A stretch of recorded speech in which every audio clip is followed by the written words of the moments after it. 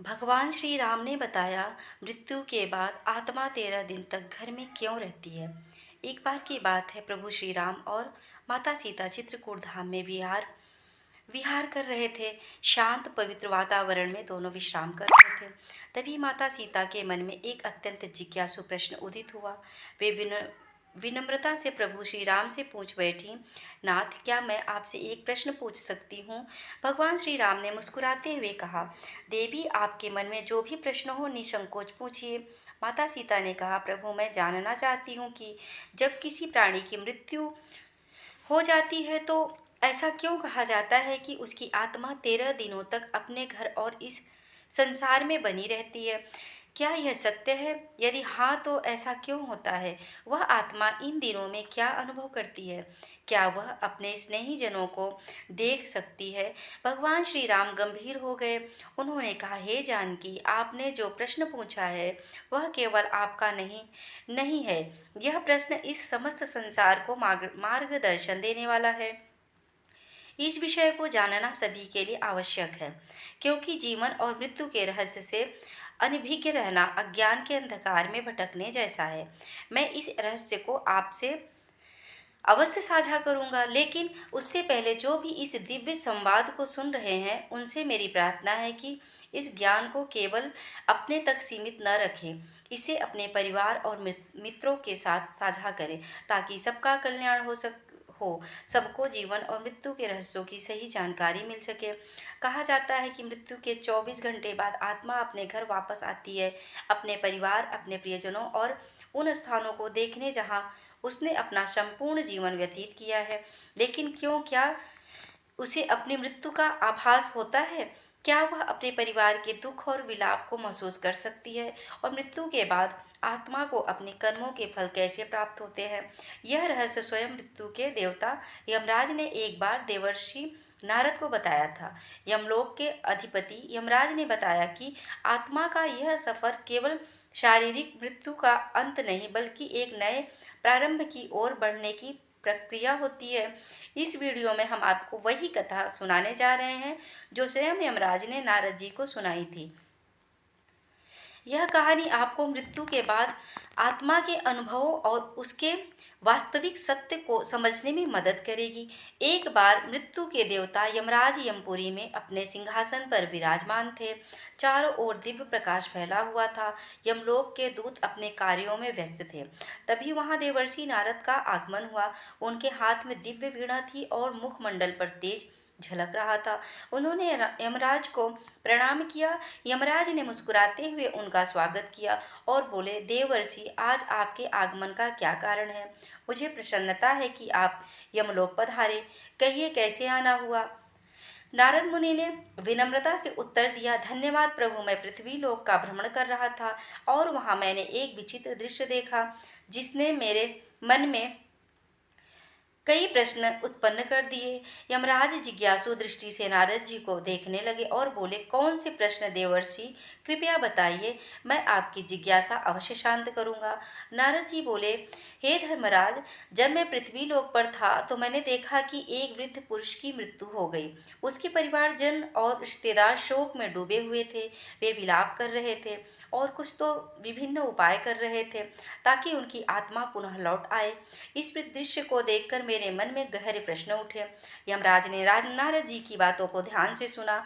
नारद जी आगे बोले, मृत्यु एक अटल सत्य है, लेकिन इसके बाद क्या होता है यह रहस्य बना हुआ है। मेरे मन में तो दो मुख्य प्रश्न उत्पन्न हुए हैं। पहला यह कि क्या वास्तव में मृत्यु के 24 घंटे बाद आत्मा अपने घर लौटती है। दूसरा यह कि मृत्यु के बाद आत्मा का जो 13 दिनों का सफर बताया जाता है, क्या वह सच में होता है या यह केवल सुनी सुनाई बातें हैं। नारद जी की जिज्ञासा अत्यंत महत्वपूर्ण थी। यमराज कुछ क्षण मौन रहे और फिर उन्होंने गहरी सांस लेते हुए कहा, देवर्षि, यह एक गंभीर प्रश्न है और इसका उत्तर प्रत्येक मनुष्य को अवश्य जानना चाहिए। मैं तुम्हें इस रहस्य की पूरी कथा सुनाता हूँ, जिसे समझने से हर जीव मृत्यु के वास्तविक स्वरूप को जान सकेगा। यमराज कहानी शुरू करते हैं। बहुत समय पहले की बात है। एक गांव का एक युवा जिसका नाम आलोक था, बचपन से ही धार्मिक प्रवृत्ति का था।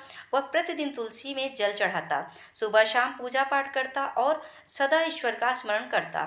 उसके परिवार में उसके पिता, पत्नी और एक छोटा सा बच्चा था। माँ का देहांत कई वर्षों पहले हो चुका था और अब उसके पिता भी लंबे समय से बीमार थे। समय बीतता गया और एक दिन उसके पिता ने भी इस संसार को छोड़ दिया। यह घटना आलोक के लिए असहनीय थी। उसने अपने पिता का विधि पूर्वक अंतिम संस्कार किया, लेकिन उसके मन में अनेकों प्रश्न उमड़ने लगे। मृत्यु के बाद आत्मा का क्या होता है? क्या आत्मा वास्तव में घर लौटती है? यदि हाँ, तो क्यों? इस प्रश्नों के उत्तर खोजने के लिए वह एक आध्यात्मिक यात्रा पर निकल पड़ा। कई गांवों और जंगलों से होते हुए अंततः वह एक आश्रम पहुंचा, जहां एक तेजस्वी संत ध्यान मग्न थे। आलोक ने उनके चरणों में गिरकर पूछा, गुरुदेव, मृत्यु के बाद आत्मा का क्या होता है? क्या यह सच है कि मृत्यु के 24 घंटे बाद आत्मा अपने घर लौटती है? संत मुस्कुराए और बोले, बेटा, यदि तुम इस रहस्य को सच में समझना चाहते हो तो तुम्हें इस जंगल में और आगे बढ़ना होगा। वहां तुम्हारे सभी प्रश्नों के उत्तर तुम्हारा इंतजार कर रहे हैं। आलोक ने श्रद्धा से सिर झुकाया और कहा, गुरुदेव, मैं यह यात्रा करने के लिए तैयार हूँ। कृपया मुझे मार्ग दिखाइए। गुरु जी ने आशीर्वाद दिया और कहा, इस यात्रा में तुम्हें कई अद्भुत अनुभव होंगे। रास्ते में जो घटित होगा वही तुम्हें मृत्यु और आत्मा के रहस्यों को समझने में सहायता करेगा। आलोक गुरुजी के आदेशानुसार जंगल की ओर बढ़ चला। जैसे जैसे वह आगे बढ़ा, जंगल घना और रहस्यमय होता गया। चारों ओर अजीब अजीब आवाजें सुनाई पड़ने लगीं। कई कहीं उल्लू बोल रहा था, तो कहीं पत्तों की सरसराहट हवा के थप्पड़ों थप्पड़ों से डरावनी प्रतीत हो रही थी। जंगल का है भयंकर और डरावना रास्ता उसे डरा जरूर रहा था, लेकिन उसके मन में उठ रही जिज्ञासा कहीं अधिक बलवान थी। वो निडर होकर चलता गया और कुछ दूरी पर उसे एक विशाल पीपल का वृक्ष दिखाई दिया, लेकिन यह कोई साधारण वृक्ष नहीं था। उसकी शाखाएं सांपों की तरह लहरा रही थीं और उसकी छाल पर मानो किसी का चेहरा उभर आया था। जैसे कि आलोक उसके पास पहुंचा, वह वृक्ष मानवीय स्वर में बोल उठा, हे मानव, ठहरो, कहाँ जा रहे हो? आलोक यह सुनकर स्तब्ध रह गया। एक वृक्ष बोल रहा था, परंतु वह घबराया नहीं। उसने हाथ जोड़कर पीपल के वृक्ष को प्रणाम किया और आदरपूर्वक बोला, हे महावृक्ष, मैं यहाँ मृत्यु के रहस्यों को जानने आया हूँ। मेरे मन में कई प्रश्न हैं और मैं उनके उत्तर खोजने के लिए यहाँ यात्रा कर रहा हूँ। कृपया मेरा मार्गदर्शन करें। पीपल के वृक्ष ने गंभीर स्वर में कहा, तुम्हारी जिज्ञासा योग्य है। मानव में तुम्हें मृत्यु के बाद की प्रथम अवस्था के बारे में बता सकता हूँ, लेकिन उससे पहले तुम्हें मेरी एक पहेली का उत्तर देना होगा। यदि तुम सही उत्तर दे सको तो ही मैं तुम्हें आगे का ज्ञान दूंगा। आलोक ने श्रद्धा से सिर झुकाया और कहा, ज्ञानी, कृपया अपनी पहेली पूछिए, मैं उत्तर देने का प्रयास करूंगा। पीपल का वृक्ष थोड़ा मुस्कुराया और बोला, सुनो, यह पहेली तुम्हारे ही जीवन से जुड़ी है। जब होता हूँ तब काला होता हूँ, मरने के बाद मैं लाल हो जाता हूँ। मुझे जितना जलाओगे मैं उतना ही बिखरता जाऊंगा। बताओ, मैं कौन हूँ? आलोक ने ध्यानपूर्वक सुना और सोच में पड़ गया। यह पहेली साधारण नहीं थी। वह कुछ देर तक विचार करता रहा। उसके मन में कई वस्तुओं के विचार आए, लेकिन फिर अचानक उसका ध्यान एक वस्तु की ओर गया, जिसका प्रयोग वह प्रतिदिन अपने घर के हवन और पूजा में करता था। उसकी आंखों में चमक आ गई। उसने पीपल के वृक्ष की ओर देखा और आत्मविश्वास से उत्तर दिया, इसका उत्तर कोयला है। जब कोयला जीवित रहता है तो वह काला होता है, जलने के बाद वह लाल हो जाता है और धीरे धीरे बिखर कर राख में बदल जाता है। जैसे ही अरब ने यह उत्तर दिया, पीपल के वृक्ष की शाखाएं एकाएक हिलने लगी, चारों ओर हवा तेजी से बहने लगी और वृक्ष ने स्वर को गंभीर करके कहा, सत्य कहा वत्स, तुमने मेरी पहेली का सही उत्तर दिया है। अब मैं तुम्हें मृत्यु के बाद की प्रथम अवस्था के बारे में बताऊंगा। ध्यान पूर्वक सुनो। पीपल के वृक्ष ने आगे कहा, बेटा, जब शरीर नष्ट हो जाता है तब आत्मा एक भ्रम की स्थिति में आ जाती है। उसे समझ ही नहीं आता कि वह मुक्त हुई है या किसी बंधन में है। यह मृत्यु के बाद के पहले 24 घंटे की सबसे रहस्यमय अवस्था होती है। आलोक ध्यान से सुन रहा था, लेकिन उसके मन में और जिज्ञासा जाग उठी। उसने हाथ जोड़कर पूछा, ज्ञानी, कृपया विस्तार से समझाइए, मृत्यु के तुरंत बाद आत्मा को क्या अनुभव होता है। पीपल ने गहरी सांस ली, मानो किसी पुरातन स्मृति को जागृत कर रहा हो, और फिर कहा, जब मृत्यु होती है तो आत्मा शरीर से अलग हो जाती है, परंतु पहले ही क्षण में आत्मा को यह समझ में नहीं आता कि वह अब देह से मुक्त हो गई है। वह स्वयं को जीवित ही मानता है। यह ठीक वैसा ही है जैसे कोई गहरी नींद में हो और अचानक नींद टूट जाए, परंतु उसे यह भान ना हो कि वह जाग उठा है।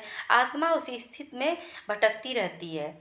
आलोक ने चकित होकर पूछा, क्या आत्मा को अपना मृत शरीर दिखाई देता है। पीपल ने कहा, हाँ, बहुत बार आत्मा अपने ही मृत शरीर को देखती है। वह अपने परिवार को रोते बिलखते देखती है। वह उनसे बात करने की कोशिश करती है, उन्हें छूने का प्रयास करती है, लेकिन कोई उसकी आवाज़ नहीं सुन सकता, कोई उसके स्पर्श को महसूस नहीं कर सकता। यह आत्मा के लिए सबसे बड़ा भ्रम और पीड़ा का क्षण होता है। इन इन पहले कुछ घंटों में आत्मा का सबसे अधिक मोह अपने घर परिवार से रहता है। वह अपने परिजनों के आसपास ही घूमती रहती है। कई आत्माएं घर में ही रुकी रहती हैं, अपने परिवार के लोगों को देखती हैं, लेकिन वे कुछ कर नहीं पाती। कभी कभी आत्मा को यह आभास भी होता है कि वह अभी भी जीवित है। उसे भूख लगती है, प्यास लगती है, लेकिन जब वह भोजन की ओर बढ़ती है तो पाती है कि वह खा नहीं सकती। जब वह अपने प्रियजनों को गले लगाने का प्रयास करती है तो पाती है कि वे उसे महसूस नहीं कर सकते। यह स्थिति आत्मा के लिए सबसे अधिक कष्टदायक होती है। आलोक की आंखों में विस्मय और करुणा दोनों झलक उठे। उसने पूछा, क्या आत्मा को अपने कर्मों का आभास होने लगता है। पीपल का स्वर और गंभीर हो गया और उसने आगे कहा, हाँ, जैसे जैसे समय बीतता है आत्मा को धीरे धीरे अपने कर्मों का आभास होने लगता है। यदि उसके जीवन में अच्छे कर्म थे तो उसे भीतर से शांति अनुभव होती है, लेकिन यदि उसने बुरे कर्म किए थे, किसी का दिल दुखाया था, अधर्म किया था, तो वह पीड़ा से भर उठती है। उसे अपने ही पापों का बोझ महसूस होने लगता है। कई आत्माएं इतनी अशांत होती हैं कि वे घर के भीतर ही अटक जाती हैं और उनका शरीर जलाया जाता है, तब भी वे वहीं भटकती रहती हैं। इसीलिए शास्त्रों में कहा गया है कि मृत्यु के तुरंत बाद गीता का पाठ कराना चाहिए, आत्मा के लिए प्रार्थना करनी चाहिए, ताकि वह अपने मोह को त्याग कर आगे की यात्रा पर बढ़ सके। 24 घंटे के भीतर आत्मा को धीरे धीरे यह समझ आने लगता है कि वह अब इस संसार में नहीं रही, लेकिन तब तक उसका मोल इतना अधिक बढ़ जाता है कि वह अपने घर वापस लौटती है। यही कारण है कि हिंदू धर्म में मृत्यु के अगले दिन घर में विशेष पूजा की जाती है, आत्मा के लिए पिंडदान किया जाता है, ताकि वह शांति से अपनी आगे की यात्रा पर जा सके। पीपल ने अपनी बात समाप्त की और कुछ क्षणों के लिए मौन हो गया। आलोक पूरी तरह स्तब्ध था। उसे अब समझ आ रहा था कि मृत्यु केवल एक अंत नहीं, बल्कि एक नई यात्रा की शुरुआत होती है। उसने आदरपूर्वक पीपल को प्रणाम किया और कहा, ज्ञानी, आपने जो ज्ञान दिया वह मेरे लिए अमूल्य है। अब मैं जानना चाहता हूँ कि मृत्यु के बाद आत्मा की आगे की यात्रा कैसी होती है। कृपया मुझे आगे का मार्गदर्शन दें। पीपल ने मुस्कुराकर कहा, वत्स, यदि तुम सच में मृत्यु का रहस्य समझना चाहते हो तो तुम्हें और आगे जाना होगा। वहां तुम्हें और भी गहरी सत्य का ज्ञान होगा। आलोक ने सिर झुकाया और आलोक अपनी यात्रा में आगे बढ़ता गया। जंगल गहरा होता जा रहा था। पक्षियों की आवाजें धीरे धीरे कम होती जा रही थी और चारों ओर एक रहस्यमय शांति छा गई थी। तभी उसे एक विशाल काले रंग का कौवा दिखाई दिया। वो कौवा आम पक्षियों से कहीं बड़ा और अद्भुत था। उसकी आंखें जलती हुई अंगारों जैसी प्रतीत हो रही थी और उसके पंखों से एक दिव्य आभा निकल रही थी। आलोक कौवे के पास गया और हाथ जोड़कर प्रणाम किया। कौवा अपनी भारी और गंभीर आवाज में बोला, वत्स, तुम कौन हो और इस गहरे जंगल में क्या कर रहे हो। आलोक ने सिर झुकाकर उत्तर दिया, हे दिव्य पक्षी, मैं मृत्यु के रहस्यों को जानने के लिए इस यात्रा पर निकला हूँ। मैंने अब तक यह जाना कि मृत्यु के तुरंत बाद आत्मा भ्रमित रहती है, लेकिन मैं यह समझना चाहता हूँ कि 24 घंटे बाद आत्मा अपने घर क्यों लौटती है। सुगम ने गहरी सांस ली और कहा, मैं तुम्हें यह उत्तर दूंगा, लेकिन पहले तुम्हें मेरी एक पहेली का उत्तर देना होगा। यदि तुम इसका सही उत्तर दे सके तभी मैं तुम्हें मृत्यु के इस रहस्य का ज्ञान दूंगा। आलोक ने उत्सुकता से सिर हिलाया। पूछिए प्रभु। सुगम ने गंभीर स्वर में पूछा, हे मनुष्य, संसार में हर कोई कुछ न कुछ संजोता है, हर कोई किसी चीज से बंधा होता है। मुझे बताओ, मनुष्य के जीवन का सबसे बड़ा बंधन कौन सा है। आलोक कुछ क्षण के लिए सोच में पड़ गया। उसके मन में कई विचार आने लगे, धन, परिवार, इच्छाएं, शरीर, लेकिन कौन सा सबसे बड़ा बंधन है। कुछ देर चिंतन करने के बाद उसने उत्तर दिया, मोह मनुष्य का सबसे बड़ा बंधन है। मोह है वह अपने परिवार, धन, शरीर और भावनाओं के मोह में बंधा रहता है, और यही बंधन उसे जन्म जन्मांतर तक भटकाता है। सुगम मुस्कुराया और सिर हिलाया। तुमने बिल्कुल सही उत्तर दिया वत्स। अब मैं तुम्हें मृत्यु के 24 घंटे बाद आत्मा के घर लौटने का रहस्य समझाऊंगा। सुगम ने आसमान की ओर देखा और गहरी आवाज में कहा, मृत्यु के बाद जब आत्मा शरीर छोड़ती है तो वह कुछ क्षणों तक मुक्त महसूस करती है, लेकिन जैसे जैसे समय बीतता है उसके भीतर एक हलचल शुरू हो जाती है। यह हलचल उसके मन के कारण होती है। आत्मा को अपने घर, अपने परिवार, अपने प्रियजनों की याद सताने लगती है। आलोक ध्यान से सुन रहा था। सुगम ने आगे कहा, जब शरीर जलता है तो आत्मा वहां से अलग हो तो जाती है, लेकिन उसका मोह समाप्त नहीं होता। वह अपने प्रियजनों को रोते हुए देखती है, अपने घर में अपने बच्चों और अपनी पत्नी को अकेला महसूस करती है। उसे लगता है कि वह अभी भी उनके पास जा सकती है, उन्हें सांत्वना दे सकती है, लेकिन जैसे ही वह कोशिश करती है उसे एहसास होता है कि कोई उसे देख नहीं सकता, कोई उसे सुन नहीं सकता। आलोक ने आश्चर्य से पूछा, तो क्या आत्मा दुखी होती है। सुगम गंभीर स्वर में बोला, हाँ, आत्मा बहुत दुखी होती है। वह अपने प्रियजनों को पुकारती है, अपने बच्चों के सिर पर हाथ फेरना चाहती है, अपने घर में घूमना चाहती है, लेकिन वह केवल एक छाया बनकर रह जाती है। यह उसकी सबसे बड़ी पीड़ा होती है। यही कारण है कि हिंदू धर्म में मृत्यु के बाद विशेष कर्मकांड किए जाते हैं। जब परिवार जन्म गीता का पाठ करते हैं, दीप जलाते हैं और आत्मा की शांति के लिए पिंडदान करते हैं, तब आत्मा को धीरे धीरे इस संसार से मुक्ति होने में सहायता मिलती है। आलोक की आंखें नम हो गईं थीं। उसने धीमे स्वर में पूछा, तो क्या आत्मा हमेशा के लिए अपने घर ही रहती है। सुगम ने उत्तर दिया, नहीं, लेकिन जो आत्माएं अपने जीवन में बहुत अधिक मोह में बंधी रहती हैं, वे अधिक समय तक भटकती रहती हैं। वे अपने परिवार, अपनी इच्छाओं, अपने अधूरे कार्यों को लेकर परेशान रहती हैं। उन्हें यह स्वीकार करने में समय लगता है कि अब वे इस संसार का हिस्सा नहीं रहीं। यही कारण है कि मृत्यु के बाद परिवार को आत्मा की शांति के लिए कर्मकांड कराने चाहिए, ताकि आत्मा इस मोह से मुक्त हो सके और अपनी आगे की यात्रा कर सके। सुगम ने आलोक को देखा और कहा, अब तुम जान चुके हो कि आत्मा मृत्यु के 24 घंटे बाद अपने घर क्यों लौटती है। यह मोह ही आत्मा को खींचकर वापस ले आता है। लेकिन अब तुम्हें आगे की यात्रा करनी होगी, क्योंकि अभी भी बहुत से रहस्य बाकी हैं। आलोक ने सुगम के चरणों में सिर झुकाया और कहा, हे दिव्य पक्षी, आपने मुझे अनमोल ज्ञान दिया। अब मैं जानना चाहता हूँ कि जब आत्मा मोह से मुक्त हो जाती है तब उसकी आगे की यात्रा कैसी होती है। सुगम ने गंभीर स्वर में कहा, वत्स, यदि तुम सच में जानना चाहते हो तो तुम्हें अपनी यात्रा जारी रखनी होगी। आगे तुम्हें और भी गूढ़ रहस्य ज्ञात होंगे। जाओ और आगे बढ़ो। आलोक ने सिर झुकाया और अब अपनी यात्रा के तीसरे पड़ाव पर पहुंचा। जंगल का घनत्व थोड़ा कम होने लगा था और वातावरण में एक अलौकिक शांति थी।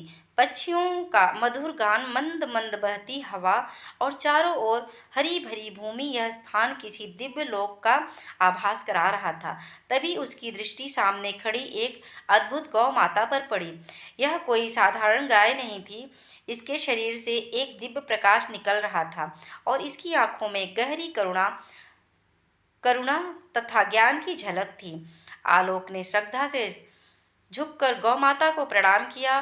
गौ माता ने स्नेह से उसे देखा और कहा, वत्स, मैं जानती हूँ कि तुम मृत्यु के रहस्यों को जानने के लिए इस यात्रा पर निकले हो। मैं तुम्हें आगे का ज्ञान दूंगी, लेकिन पहले तुम्हें मेरी एक पहेली का उत्तर देना होगा। आलोक ने श्रद्धा से सिर झुकाया और कहा, हे माँ, कृपया मुझसे पूछिए। गौ माता ने मधुर किंतु गंभीर स्वर में पूछा। मनुष्य अपने जीवन में कई चीजों को संजोता है, धन, परिवार, प्रतिष्ठा, ज्ञान, लेकिन बताओ, उसके लिए सबसे महत्वपूर्ण संपत्ति कौन सी है जो मृत्यु के बाद भी उसके साथ जाती है? आलोक गहरे चिंतन में पड़ गया। वह सोचने लगा, धन तो यहीं छूट जाता है, परिवार भी पीछे रह जाता है, प्रतिष्ठा भी मिट जाती है, तो फिर कौन सी चीज मनुष्य के साथ जाती है? कुछ क्षण विचार करने के बाद उसने उत्तर दिया, कर्म। मनुष्य के कर्म ही उसकी सबसे बड़ी संपत्ति होती है। धन, परिवार और प्रतिष्ठा सब यही छूट जाते हैं, लेकिन अच्छे या बुरे कर्म उसकी आत्मा के साथ जाते हैं और उसकी आगे की यात्रा तय करते हैं। गौ माता मुस्कुराई और सिर हिलाया। तुमने सही उत्तर दिया वत्स, मैं तुम्हें मृत्यु के तीसरे चरण का रहस्य बताऊंगी। गौ माता ने अपनी आंखें बंद की और उनके चारों ओर एक दिव्य आभा फैल गई। उन्होंने गहरे स्वर में कहना शुरू किया, जब आत्मा मृत्यु के बाद अपने मोह से मुक्त हो जाती है, तब उसका सामना अपने कर्मों से होता है। आत्मा को अपने संपूर्ण जीवन का प्रतिबिंब दिखाई देता है। उसने जो अच्छे कर्म किए होते हैं वे उसे प्रकाश की ओर ले जाते हैं, और जो बुरे कर्म किए होते हैं वे उसे अंधकार की ओर धकेलते हैं। आलोक ध्यानपूर्वक सुन रहा था। गौ माता ने आगे कहा, यदि आत्मा ने जीवन भर अच्छे कर्म किए हैं, दान, गौ सेवा, भजन, सत्संग, दूसरों की सेवा, तो वह शीघ्र ही स्वर्ग की ओर बढ़ती है। वहां से उसे दिव्य सुख मिलता है, जहाँ न पीड़ा होती है न दुख। लेकिन यदि उसने पाप किए हैं, अत्याचार, छल, क्रोध, अहंकार, हिंसा, तो उसे यमलोक में जाना पड़ता है, जहाँ उसके कर्मों के अनुसार उसे दंड भोगना पड़ता है। आलोक ने प्रश्न किया, हे माता, क्या मनुष्य अपने कर्मों को बदल सकता है? क्या मृत्यु के बाद उसका भाग्य तय हो जाता है? गौ माता ने गंभीर स्वर में उत्तर दिया, नहीं वत्स, मनुष्य जब तक जीवित है तब तक अपने कर्मों को सुधार सकता है। वह पुण्य कमा सकता है, धर्म के मार्ग पर चल सकता है और अपनी आत्मा को शुद्ध कर सकता है। लेकिन मृत्यु के बाद उसे वही भोगना पड़ता है जो उसने संचित किया है। इसीलिए हिंदू धर्म में गौ सेवा, दान, भजन, कीर्तन और सत्संग का बहुत महत्व है। जब मनुष्य गौ माता की सेवा करता है तो वह अपने पापों का नाश करता है। गाय केवल एक पशु नहीं है, यह स्वयं धर्म का प्रतीक है। इसके स्पर्श से ही पाप नष्ट हो जाते हैं और इसकी सेवा करने से पुण्य संचित होते हैं। गौ माता ने आगे समझाया, वत्स, जब आत्मा अपने कर्मों का लेखा जोखा देखती है, तब उसे पता चलता है कि उसने जीवन में क्या अर्जित किया। जो पवित्र आत्माएं होती हैं वे आनंद से आगे बढ़ती हैं, लेकिन जो पापी आत्माएं होती हैं वे भय से कांपती हैं। वे सोचती हैं कि यदि उन्हें दूसरा जन्म मिले तो वे अपने जीवन को सुधार लेंगी, लेकिन तब तक बहुत देर हो चुकी होती है। आलोक की आंखों में चिंता झलकने लगी। उसने श्रद्धा से कहा, हे गौ माता, आपने मुझे एक बहुत बड़ा ज्ञान दिया है। अब मैं अपने कर्मों पर और ध्यान दूंगा, ताकि जब मेरी मृत्यु हो तो मुझे यमलोक में ना जाना पड़े। गौ माता ने आशीर्वाद दिया और कहा, वत्स, तुम्हारी यात्रा अभी समाप्त नहीं हुई है। आगे तुम्हें और भी रहस्य जानने हैं। जाओ और अपनी यात्रा जारी रखो। आलोक ने गौ माता के चरणों में सिर झुकाया और पुनः अपनी यात्रा के अगले चरण चरण की ओर बढ़ चला। आलोक की यात्रा अब अपने अंतिम पड़ाव की ओर बढ़ रही थी। वह चलते चलते एक विशाल नदी के किनारे आ पहुंची। यह कोई साधारण नदी नहीं थी। इसका जल कहीं शीतल और निर्मल दिख रहा था, तो कहीं रक्त और अग्नि की लपटों से भरा हुआ प्रतीत हो रहा था। नदी के किनारे एक दिव्य देवी प्रकट हुई। उनके तेज से पूरा वातावरण आलोकित हो उठा। वे सौम्य किंतु प्रभावशाली थी, मानो साक्षात ज्ञान और शुद्धता की मूर्ति हो। आलोक ने श्रद्धा से झुककर उन्हें प्रणाम किया। देवी मुस्कुराई और मधुर स्वर में बोली, वत्स, मैं जानती हूँ कि तुम मृत्यु के रहस्य को समझने के लिए इस कठिन यात्रा पर आए हो। मैं तुम्हें वैतरणी नदी का रहस्य बताऊंगी, लेकिन पहले तुम्हें मेरी एक पहेली का उत्तर देना होगा। आलोक ने सिर झुकाकर कहा, हे माँ, कृपया पूछिए। देवी ने गंभीर स्वर में पूछा, बताओ वत्स, इस संसार में मनुष्य का सबसे बड़ा भ्रम क्या है? आलोक कुछ क्षण सोचता रहा, फिर उसने उत्तर दिया, माँ, मनुष्य का सबसे बड़ा भ्रम यह है कि वह सोचता है कि यह शरीर और यह संसार अस्थायी है। वह मृत्यु को भूलकर सांसारिक मोह में डूबा रहता है। लेकिन जब मृत्यु का समय आता है तब उसे समझ में आता है कि यह सब नश्वर है, केवल आत्मा अमर है। देवी मुस्कुराई और कहा, वत्स, तुमने सत्य को पहचान लिया। अब मैं तुम्हें वैतरणी नदी के रहस्य का ज्ञान दूंगी। देवी ने समझाया, वत्स, यह वैतरणी नदी है। यह यमलोक और पितृक के बीच बहती है। यह आत्मा के लिए अंतिम परीक्षा होती है। जिन्होंने अपने जीवन में पुण्य किए होते हैं वे इसे आसानी से पार कर लेते हैं और स्वर्ग या मोक्ष की ओर बढ़ जाते हैं। लेकिन जिन्होंने पाप और अधर्म किया होता है उनके लिए यह नदी अग्नि और रक्त से भरी हुई प्रतीत होती है। वे इसमें फंस जाते हैं और छटपटाते रहते हैं। आलोक भय और विस्मय से यह दृश्य देख रहा था। उसने प्रश्न किया, माँ, आत्मा के लिए यह नदी इतनी महत्वपूर्ण क्यों है? देवी ने उत्तर दिया, वत्स, यह नदी आत्मा की अंतिम परीक्षा है। यह उसके जीवन के कर्मों का प्रतिबिंब है। जिन्होंने गौ सेवा, दान, पुण्य और धर्म का पालन किया उनके लिए यह नदी निर्मल जल की धारा बन जाती है। वे इसे पार कर मोक्ष या स्वर्ग की ओर बढ़ लेते हैं। लेकिन जिन्होंने अधर्म, पाप और अन्याय किया उनके लिए यह नदी एक भयंकर यातना का स्थान बन जाती है। वे इसमें फंस जाते हैं और तब तक कष्ट भोगते हैं जब तक उनके पापों का नाश नहीं हो जाता। आलोक यह सुनकर गंभीर हो गया। उसने प्रश्न किया, माँ, आत्मा इस नदी को कैसे पार कर सकती है? देवी ने कोमलता से समझाया, वत्स, आत्मा केवल सच्चे ज्ञान, भक्ति और अच्छे कर्मों के आधार पर इस नदी को पार कर सकती है। जीवन में गौ सेवा, दान, धर्म, कर्म, सत्य आचरण और भक्ति करने वाले सहज ही इसे पार कर जाते हैं।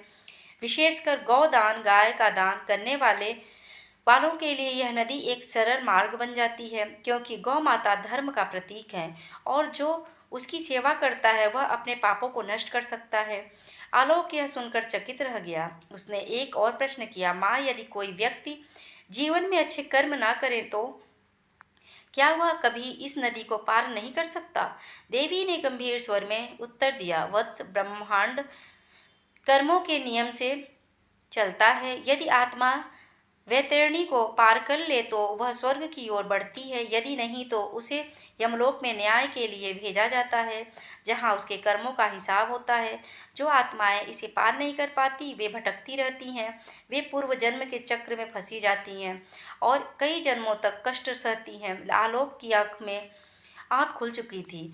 उसने देवी को प्रणाम किया और कहा, हे माँ, आपने मुझे सत्य का ज्ञान दिया। अब मैं अपने जीवन को और भी पवित्र बनाऊंगा ताकि मेरी आत्मा मृत्यु के बाद सही मार्ग पर चल सके। देवी ने आशीर्वाद दिया और कहा, वत्स, तुम्हारी यात्रा पूरी हुई। जाओ और इस ज्ञान को संसार तक पहुंचाओ ताकि लोग मृत्यु से पहले जीवन को समझ सके। आलोक ने पुनः प्रणाम किया और उस दिव्य ज्ञान को हृदय में समेटकर लौट पड़ा। तो यमराज ने नारद जी को इस तरह से आत्मा के 13 दिनों के रहस्य की संपूर्ण कथा सुनाई। उन्होंने बताया कि कैसे आत्मा मृत्यु के बाद अपने घर लौटती है, कैसे वह अपने कर्मों के अनुसार आगे बढ़ती है और किन किन अवस्थाओं से गुजरती है। यमराज के वचन सुनकर नारद जी के सभी संदेह दूर हो गए। नारद जी ने हाथ जोड़कर कहा, आपकी यह दिव्य कथा सुनकर मेरी सभी प्रश्नों के उत्तर मिल गए हैं। अब मुझे स्पष्ट हो गया है कि मृत्यु के बाद आत्मा की प्रकाश किस प्रकार अपनी यात्रा पूरी करती है। मैं इस सत्य का प्रचार प्रसार करूंगा ताकि अधिक से अधिक लोग इस गूढ़ ज्ञान को समझ सके और धर्म के मार्ग पर चल सके। यमराज ने नारद जी को आशीर्वाद दिया और कहा, देवर्षि, यदि मनुष्य इस सत्य को समझकर जीवन व्यतीत करे तो वे मोह माया से मुक्त हो सकते हैं और सही मार्ग का अनुसरण कर सकते हैं। जाओ, इस ज्ञान को संपूर्ण संसार में फैलाओ। प्रेम से बोलिए जय श्री हरि विष्णु। ऐसे ही और भी रोचक और आध्यात्मिक वीडियो के लिए चैनल को सब्सक्राइब कर लें। दोस्तों, आपको यह कथा कैसे लगी कृपया कमेंट कर ज़रूर बताइए। वीडियो पसंद आया हो तो लाइक करें और अपने दोस्तों के साथ शेयर करें। कमेंट बॉक्स में जय श्री कृष्णा लिखना ना भूलें। फिर मिलते हैं एक और दिलचस्प वीडियो के साथ। धन्यवाद। जय श्री कृष्णा। राधे राधे।